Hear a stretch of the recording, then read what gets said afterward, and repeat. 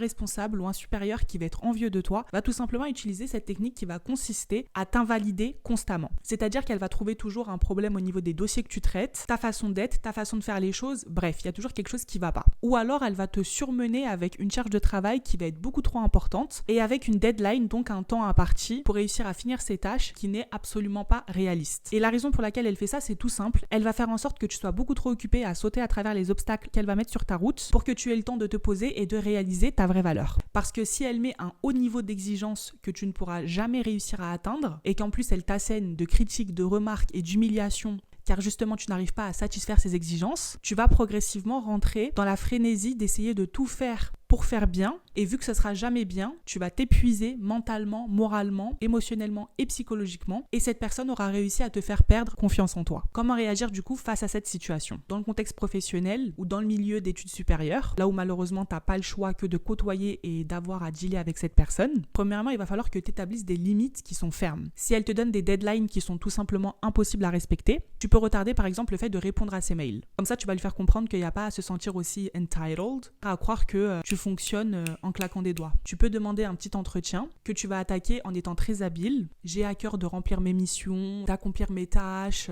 de fournir tous les efforts et tout le travail nécessaire pour la bonne croissance de l'entreprise ou autre. Mais malheureusement, la quantité de travail qui m'est donnée ne peut pas être faite en si peu de temps. Donc, est-ce que vous voudriez que je me focalise sur une tâche et que j'en laisse une autre? En gros, sur la forme, tu es super agréable, super poli, etc.